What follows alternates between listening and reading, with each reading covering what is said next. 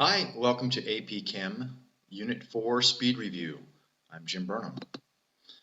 In this fourth unit, we're going to look at chemical reactions, and this makes up about a little under 10% of the typical AP exam. So unlike Unit 3, which is up to 20%, this is only back to a normal around 10%. Here is what College Board says this unit involves. Chemical changes involve the making and breaking of chemical bonds. So we can understand these properties through the strengths of the chemical bonds and then the weaker interactions between the weaker intermolecular interactions. Remember, that's the intermolecular interactions are the interactions between molecules, whereas the chemical bonds are the interactions within molecules or within bonds, covalent bonds. When chemical changes occur, the new substances formed have properties that are distinguishable from the initial substances or substance. So we have transformations that occur, and this is what is responsible for the transformations in matter. As Dalton pointed out, chemical equations are representation of the rearrangement of atoms. Remember, atoms don't change. They are simply rearranged. They're little Legos that are snapped together in constant proportions. And that's what happens in a chemical reaction. Subsequent units will explore the rates at which chemical changes occur. So the bottom line, Unit 4, is about chemical reactions, the making of new substances through the rearrangement of their atoms. So let's look at reactions. A substance that changes its properties or that changes into a different substance can be represented by a chemical equation. So we're going to distinguish chemical changes from physical changes. Physical changes is when a substance undergoes a change in properties, like a phase, like water being ice or water being steam, but not a change in composition. So that's a physical change. Here's examples of physical changes: water boiling, clothes drying, ice cream melting, metal being deformed, slicing up stuff, the glowing of a light bulb. The element that glows remains the element that it is. So this would explain changes in phase, like solid, liquid, or gas phase, or the formation / separation of mixtures. Those are common physical changes. We have names for these as we move from solid to gas to liquid, right? Solid to a gas is sublimation. The reverse is deposition or reverse sublimation. If a gas condenses to a liquid, or if it evaporates back to a gas, ice can melt into a liquid or freeze from a liquid back to a solid. So those are the 6 descriptions of phase changes that we have. But we're going to focus on chemical changes, and that is when we get a new substance, typically with a different chemical composition. Now, signs that a chemical change has occurred, if it produces heat or light or an electrical current, if it forms a gas, if it forms a precipitate, that's a solid that falls out of solution, a color change, all of those are possible evidence that we have a chemical change. So we look for those indicators. Such changes are often called driving forces, so that's what drives the reaction. It leads to a lower energy state if it can precipitate, or if it can give off a gas, or if it can give off heat. So it's driving the change. Now let's talk about net ionic equations. We can represent physical and chemical processes with symbolic equations, balanced equations. This is typically what we do for chemistry.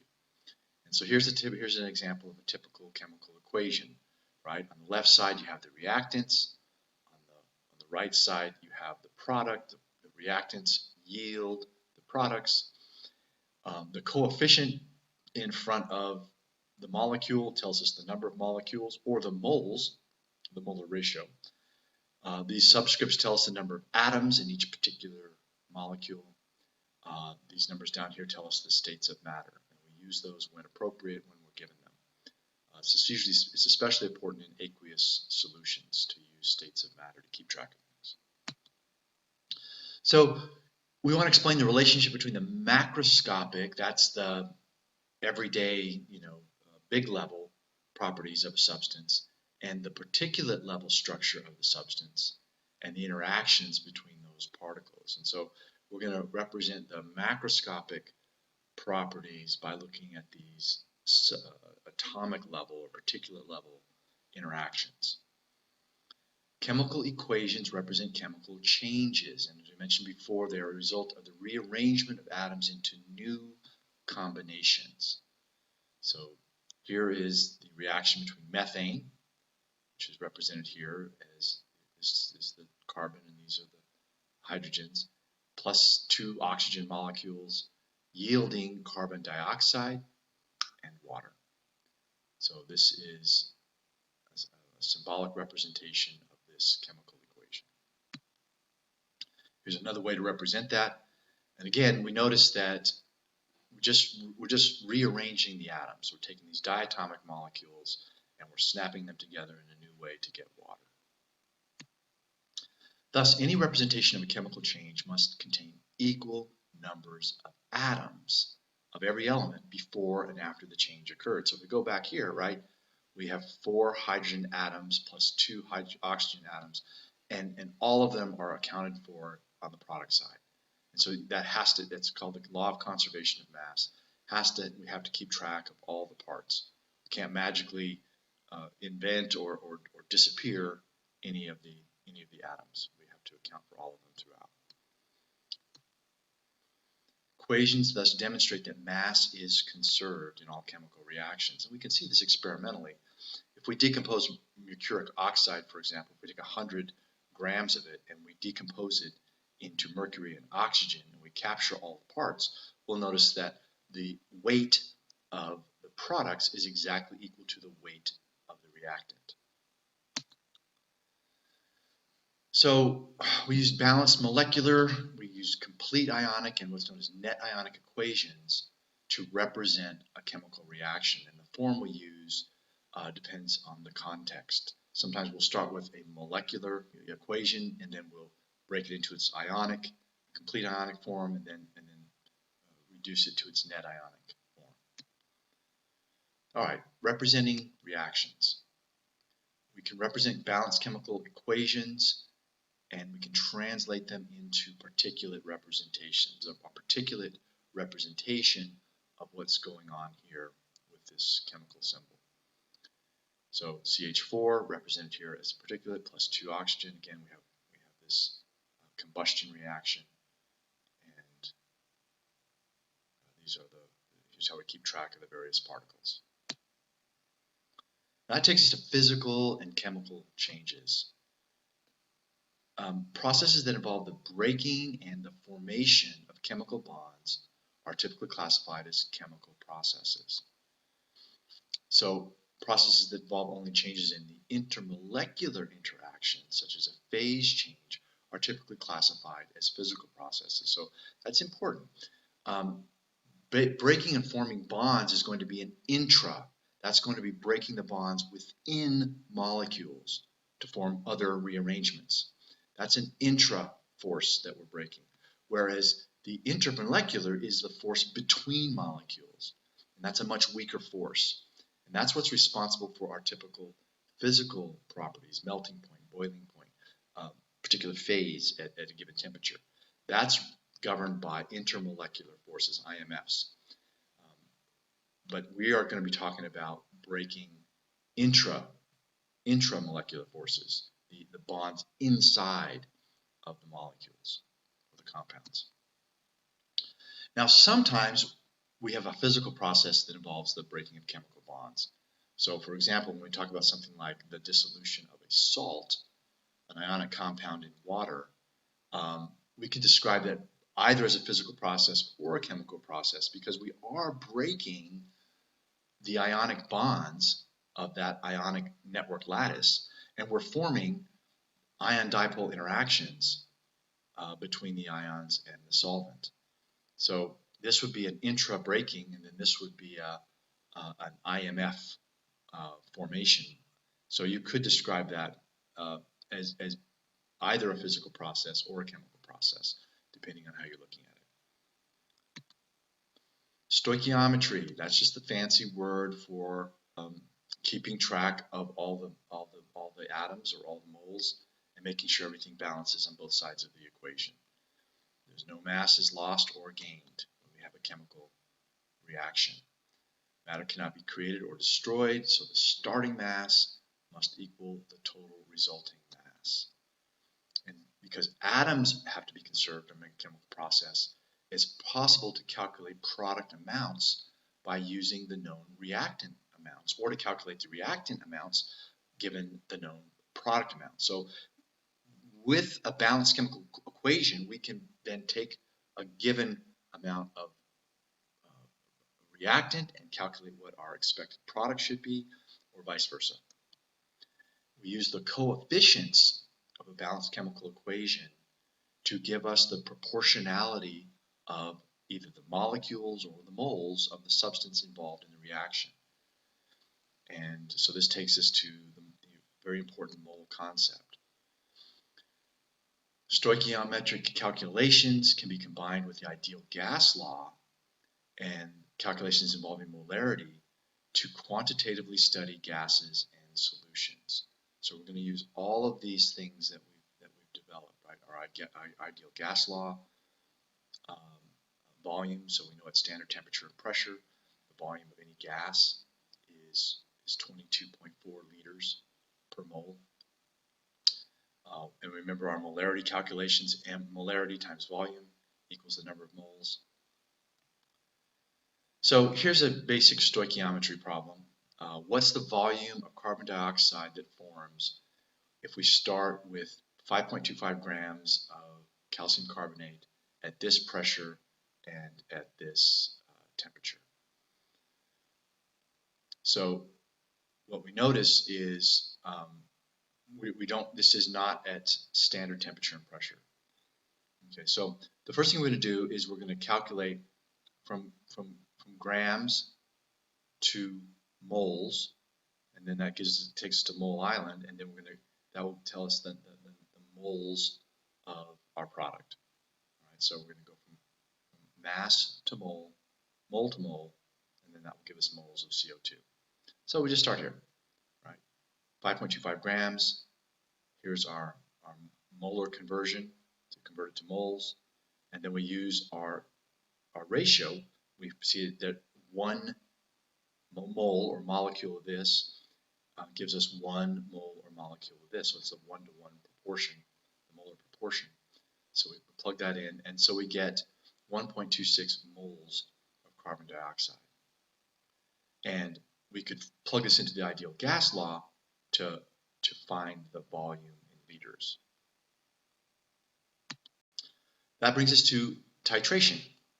Now, titration is a way of analyzing the concentration of a known amount of, say, base and an unknown amount of acid, or vice versa. So we can find the equivalence point when we add a titrant and an analyte together, assuming that the titration reaction goes to completion. We can use titrations to determine the concentration of an unknown either acid or base in solution by comparing it to the amount it reacts with a known amount of acid or base, whatever its complement is. So here would be a typical titration experiment. So let's say we have a solution of acid and we don't know its concentration. So we take a given volume of it, we add it to a beaker, we put in a pH change indicator, and then we add a known molarity of a base, and we're going to use this, and we're just going to drip this in. This is known as the titrant, and we're going to titrate. We're going to drip this into our analyte, which is the amount we're trying to analyze, and we know that when we reach the equivalence point, when the base has reacted completely with the acid, is going to cause a change of pH, and that will let us know to stop the titration and then to take a reading between the initial reading and the final reading to see how much base did we consume, or did it take to react with all of the acid. And so we take the known concentration of this base, M1V1, and that's going to equal M2V2, the molarity times the volume of our acid. And so this allows us to calculate the concentration of an unknown acid. And you can flip it all around and calculate the concentration of an unknown base with the same technique. This works because the titrant has a known concentration of a species that reacts specifically and quantitatively with the solution being analyzed. And the equivalence point of the titration occurs when the analyte is totally consumed. So in this case, the acid is completely consumed by the reacting species, namely the base in our last case, in the titrant. The equivalence point is often indicated by a change in property, usually a color, that occurs when the equivalence point is reached. This observable event is called the end point of the titration. So in this case, the moment that our indicator, maybe phenolphthaleins for example, the moment that it turns red, that's the equivalence point. And that tells us that we have an equal amount of base has reacted with an equal amount of acid. We can track this and we can see this equivalence point is usually right in here. It's where we have the largest change in pH. And we're going to be using these charts, especially in later units. And we always want to choose an indicator that is close to the equivalence point that we expect. A suitable indicator has a color change range that lies within the change of pH equivalence point. So usually if it's a strong acid and a strong base, that equivalence point is going to occur around the pH of 7. All right, let's look at different types of chemical reactions. Okay, we can classify chemical reactions by the sort of processes that produce it. And the three basic categories of reactions we're going to look at are acid-base reactions, oxidation-reduction reactions, also known as redox reactions, or precipitation reactions, where in a solution something falls out or precipitates out of a solution, indicating that a chemical change has occurred. So acid-base reactions, we just alluded to one there, that's what a titration involves, an acid-base reaction. A redox reaction, which we're going to look at, in a precipitation reaction. So if we look at this, from Gen Chem, we studied 5 different kinds of reactions, and they're the double replacement, single replacement, combustion reactions, synthesis reaction, decomposition reactions. And it turns out that 4 out of the 5 of those are actually oxidation reduction reactions, redox reactions. And so we're going to, in addition to this designation that we have from Gen Chem, we're going to reclassify these also as a kind of redox reaction. So we can think of a single replacement reaction as just that, a single replacement reaction, or a redox. Synthesis, also redox. Decomposition, also redox. Combustion, also redox. Double replacement, we can have 2 different kinds of double replacement reactions. Precipitation reactions, which form a precipitant, and acid-base neutralization reactions, which we talked about in titration.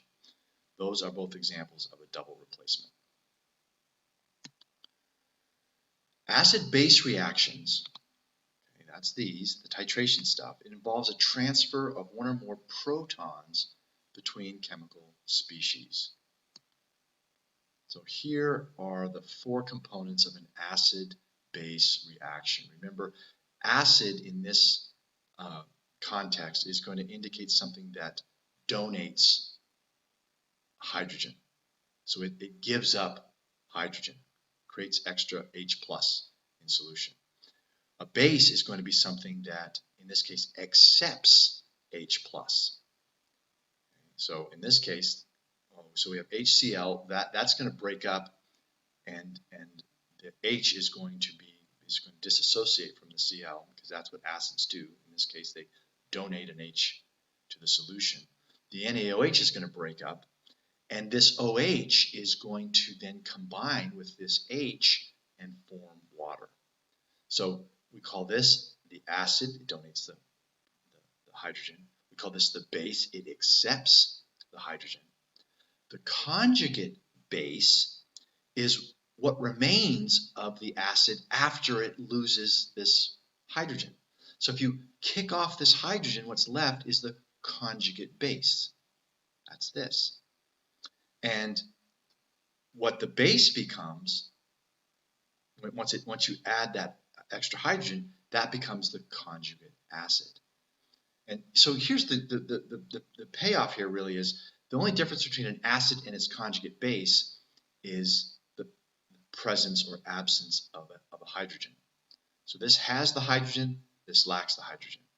This lacks the hydrogen, but it's going to get the hydrogen over here. All right. So we call these conjugate acid-base pairs. Because you have here's the acid and its conjugate base, just missing the H. Here's the base, it's missing the H. But here's the acid, it has the H. Oxidation-reduction reactions involve the transfer of one or more electrons between chemical species, as indicated by changes in oxidation numbers of the involved species. So redox reactions, this is a new kind of reaction, a new concept for most of us. We don't study this in Gen Chem.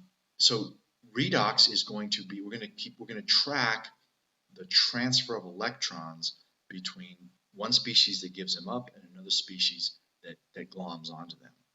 And we're going to track that through something called oxidation numbers.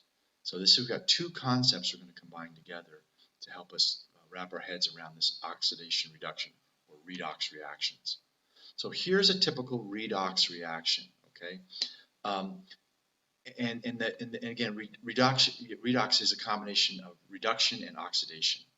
And what that means is that one species is giving up electrons, and we're going to see that is known as oxidation.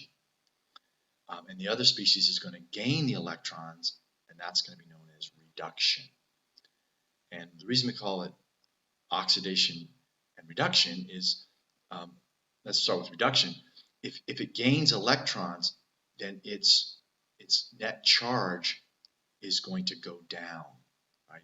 If it say it started out as a positive species and it gains electron, it gains negative charge, then its charge is going to reduce. It's going to go down because it's gaining negative charge.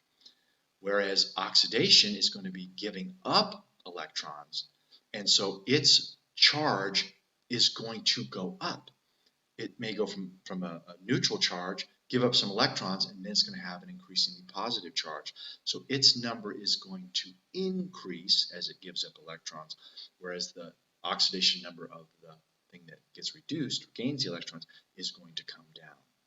So that seems to think about which number is coming down. The one gaining electrons is going to drop in terms of its charge. Its charge is going to go down. So the mnemonic for this is Leo the lion says grr. Okay, loss of electrons. Leo the lion says grr. So loss of electrons is oxidation. Gain of electrons is reduction. In a redox reaction, electrons are transferred from the species that is oxidized, that loses electrons, Leo the lion says grr, to the species that is reduced. The gain of electrons is reduction. So loss of electrons is oxidation.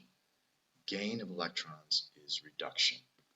Here, the oxidation number goes up as it loses electrons. Here, the oxidation number goes down. It's reduced. The charge is reduced because we're accumulating more and more negative charges. So we look at this and we say this one, the one that's being oxidized, is donating an electron. And the one that accepts the electron, we say that is going to be reduced. We assign oxidation numbers to each of the atoms to keep track of which species is being oxidized and which one's being reduced. Remember, the oxidation number is going to go up one to the, in the species that's losing electrons, and the oxidation number is going to go down. It's going to be reduced in the species that's gaining electrons. So let's look at how to use oxidation numbers. Remember, an increase in the oxidation number indicates that an atom has lost electrons, and so its charge is going up. It's becoming more and more positive. And a decrease indicates that its charge is going down because it has gained electrons. So let's look at this. Any element in its natural state is going to have an oxidation number of 0. And elements in compounds are considered to have the oxidation number of their ionic form. So in this case, we would say, okay, zinc has a 0 charge here in the product, but over here in this compound, it's going to have a +2 charge, because we'll see. So let's just look at this. So we're going to see this. Oxygen typically has a -2 charge, so you got 4 of those. So that's a -8, and this is a +2. Okay, so sulfur has to be a +6, so this all balances out to 0. In any compound, the sum of the oxidation numbers has to equal 0. So +2, +6, -8, each of these O's is a -2. That gives us a 0. Well, but notice here that if we go to this compound, SO4 is again presumed to be +6 and -8. So that means zinc has to be a +2 to balance this out to 0. So zinc has gone from a 0 to a +2. Its oxidation number has gone up. And it does that by getting rid of 2 electrons. Right? To become a +2 ion, it had to get rid of 2 electrons. So its oxidation number went up. Loss of electrons is oxidation. But look at copper. Copper in this compound is a +2, but at the end it becomes a 0. Its number goes down. Its number gets reduced. So it gained those 2 electrons. So the 2 electrons lost by the zinc get picked up by the copper. The zinc is oxidized, the copper is reduced, and we track that with this oxidation number. So here are the oxidation number rules. The oxidation number of the atoms in any free uncombined element is 0. So like the zinc is 0, the copper is 0. The sum of all the oxidation numbers in a compound has to be 0. The sum of the oxidation numbers of all atoms in an ion is equal to the charge of the ion. So if it's a +2 ion, you add up all the individual charges, you're going to have to overall come up with a +2. The oxidation number of fluorine in all of its compounds is -1. The oxidation number of the other halogens is usually -1. The oxidation number of hydrogen is +1 when it's combined with the more electronegative elements, which is most nonmetals, and -1 when it's combined with more electropositive elements, namely the metals. So hydrogen is going to either be a +1 or a -1, depending on what it's combining with.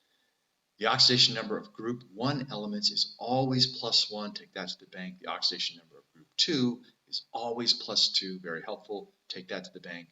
The oxidation of oxygen in most compounds is -2. Not always, but usually. And the oxidation number for other elements are determined by the number of electrons they need to gain or lose to attain the electron configuration of a noble gas. And typically that's going to be its typical ionic form. So if it forms an ion, it will be the oxidation number will correspond to the ionic form that it normally forms. Okay, combustion is an important subclass of redox reactions in which a species reacts with oxygen gas. That's the definition of combustion. Something reacts with oxygen, usually producing carbon dioxide and water. If it's made out of carbon or hydrocarbons, then the reaction with oxygen is going to produce either just carbon dioxide if there's no hydrogens involved, but if there is, it will produce carbon dioxide and water. So this is a very typical reaction with carbohydrates. Notice whether we start with C's or CH's, we combine them with O's and and get a combination of either CO2s or CO2s and water. In the case of hydrocarbons, as I mentioned, carbon dioxide and water are the products of complete combustion.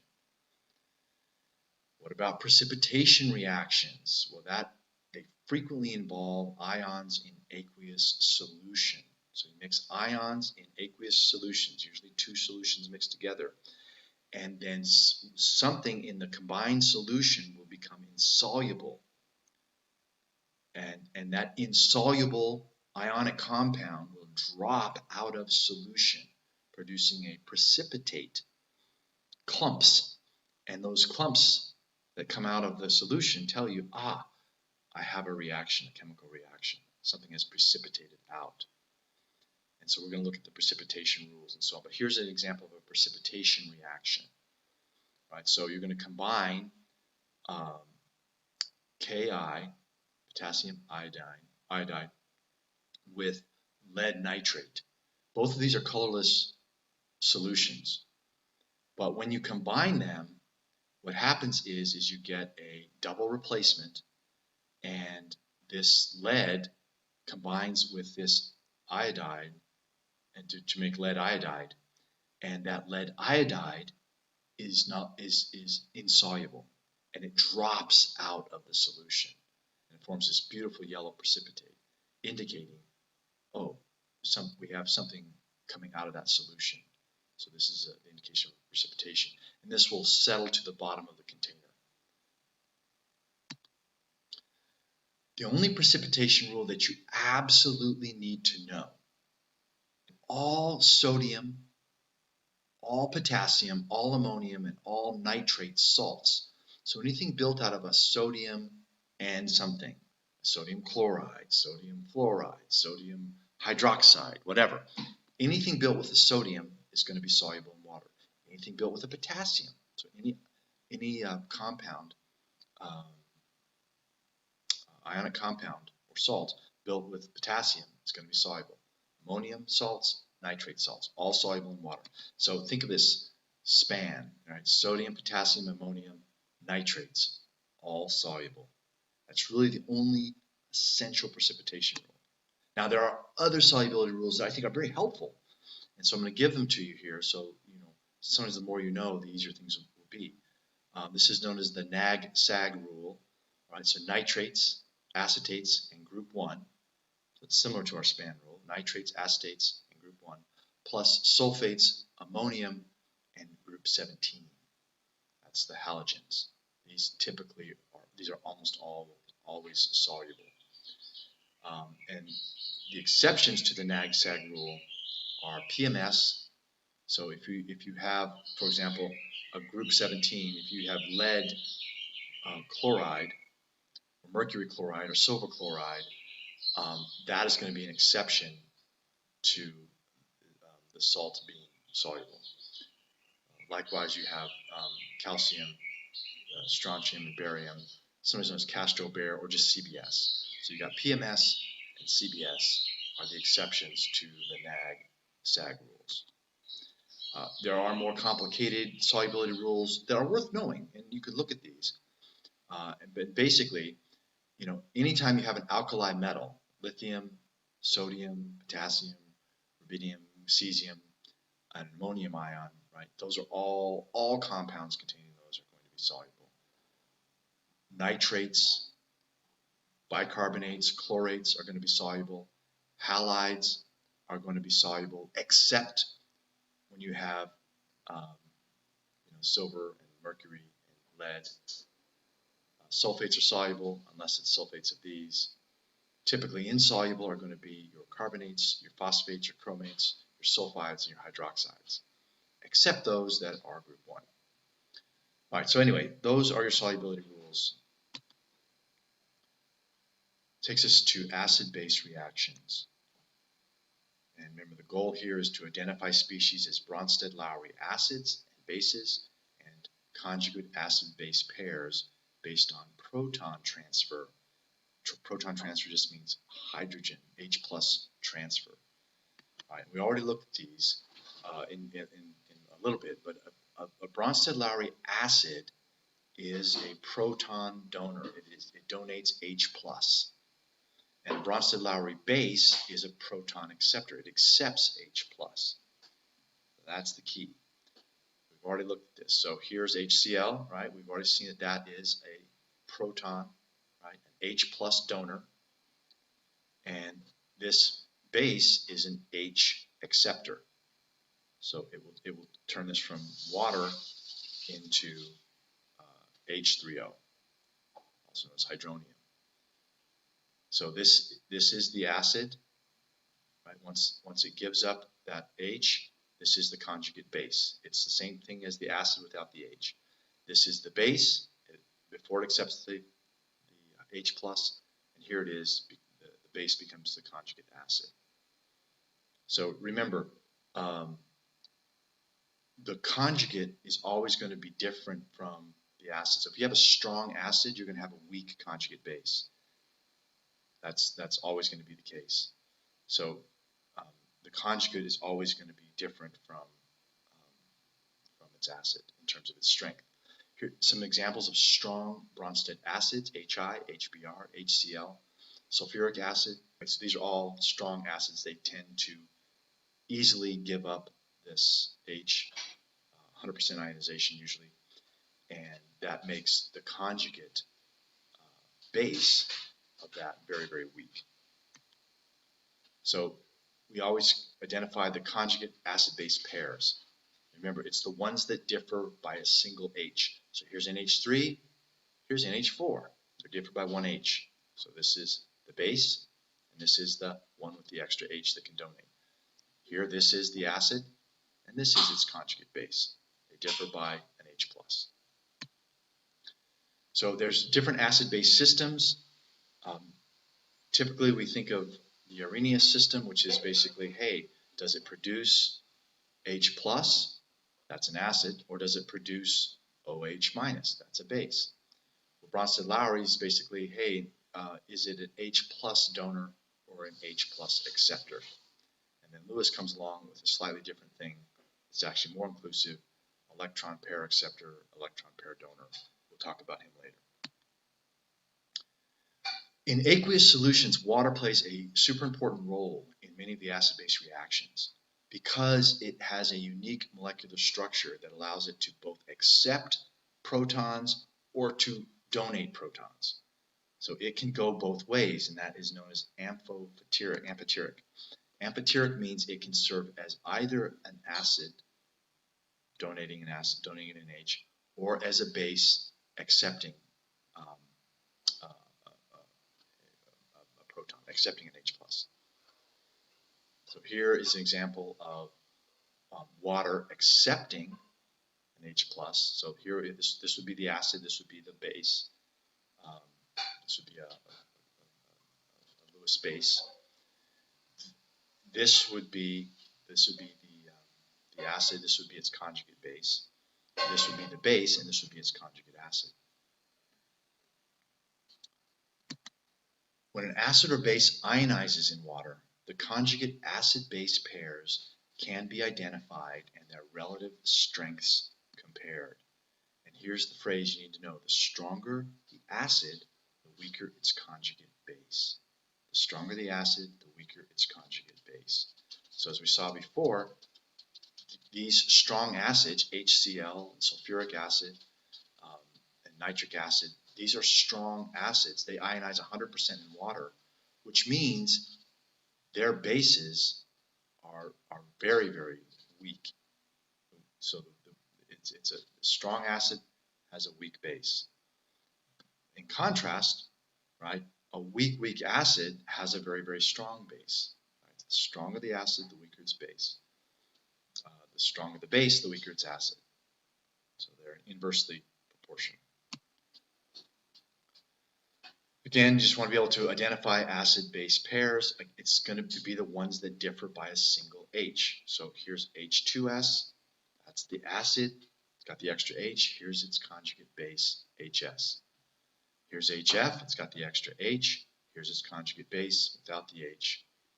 So just find the pairs that only differ by a single H. All right, again, we're going to do a quick review of redox reactions, and we can represent a balanced redox reaction equation using half reactions.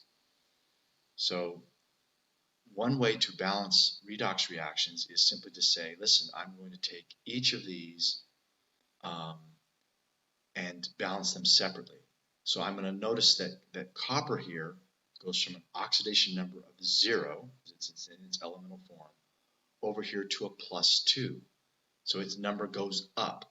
That means it's losing electrons. It's being oxidized. Loss of electrons is oxidation. And here we have silver, and its oxidation number starts positively and then goes to 0. So it goes down. So we're going to simply just break this up into the loss of electrons half and then the gain of electrons half. So here's the loss of electrons half. Okay, we're going to say, look, copper goes from copper 0 to copper 2+ and kicks off 2 electrons. Silver goes from Ag+ and it takes an electron, one of the ones kicked off here, and it becomes Ag with a 0 oxidation number. And we're going to have to balance this out. We're going to see that the number of electrons lost has to equal the number of electrons gained. So we're going to end up taking and multiplying this whole half equation by a coefficient of 2 so that we can absorb these 2 lost electrons. And so this will be 2Ag plus 2E equals 2Ag. And then when we combine that together, we'll get our combined equation, namely Cu plus 2Ag plus yields 2Ag plus balanced chemical equations. So redox reactions can be constructed balance from these equations half reactions individually, the oxidation stage and the reduction stage. So as we've already seen, we have this reaction here. We have copper going from an oxidation number of 0 to an oxidation number of +2. So it's increasing, right? Its oxidation number is going up, so it must be losing electrons. And Ag in this compound here with NO3, NO3 has a -1 charge, so Ag has a +1 charge. It's going from a +1 down to a 0. It's being reduced. Its number is being reduced, so it's gaining electrons. This NO3 doesn't change at all. If you look at its oxidation number, it stays the same throughout. It's -1 here paired with this +1 silver, and it's -1 here. It takes 2 of them to balance out the +2 of this copper. So we can ignore the species that have no change in oxidation number. So we just focus on the ones that do change. So the oxidation half reaction is copper going to copper 2, kicking off 2 electrons. And the reduction reaction is Ag plus, gaining an electron, becoming Ag, and we're going to need 2 of those to absorb both of these electrons. So we often will show the half reactions as net ionic equations, excluding the spectator ions because they don't have an effect. So the key concepts for this chapter: the difference between physical changes, which involve IMFs, versus chemical changes, which involve intra-bond breaking and intra-bond formation, the rearrangement of atoms in new bonds, the breaking of the old, the forming of the new. We talked about signs of chemical change: heat, light, precipitation, electricity. We looked at balancing chemical equations, which is what stoichiometry allows us to do because of the conservation of mass. We can often write the net ionic equations, getting rid of the spectator ions. In our stoichiometry, we pay attention to the coefficients because those coefficients tell us the molar proportions. We looked at acid-base titration, which is a neutralization reaction. We looked at different kinds of redox reactions, and we saw that 4 of our old Gen Chem reactions, synthesis reactions, combustion reactions, decomposition reactions, and single replacement reactions are all forms of electron transfer, are reduction oxidation reactions, where we keep track of the electrons being transferred. We saw that precipitation reactions are a form of our double replacement reaction. So double replacement is also the kind of acid-base reaction that we have. So our 5 basic reactions, 4 of them are redox reactions, and then we have 2 different kinds of double replacement reactions, acid-base neutralization and precipitation. The oxidation numbers allow us to keep track of oxidation and reduction. Remember, loss of electrons is oxidation, gain of electrons is reduction. Combustion involves reacting with oxygen, and in the case of carbohydrates, to produce carbon dioxide and water. The solubility rule that you need to know for precipitation reactions is that all sodium, potassium, ammonium, and nitrate ions and salts are soluble in water. We looked at the definition of Bronsted-Lowry acids, which they are proton, that is H+ donors. Bronsted-Lowry bases are H+, that is proton acceptors. And then these form conjugate acid-base pairs. And the stronger the acid, the weaker its conjugate base, and vice versa. The stronger the base, the weaker its conjugate acid. We can balance redox reactions using the half reactions. We balance the oxidation half reaction and the reduction half reaction, and combine them for the complete reaction. And that is the end. Thank you.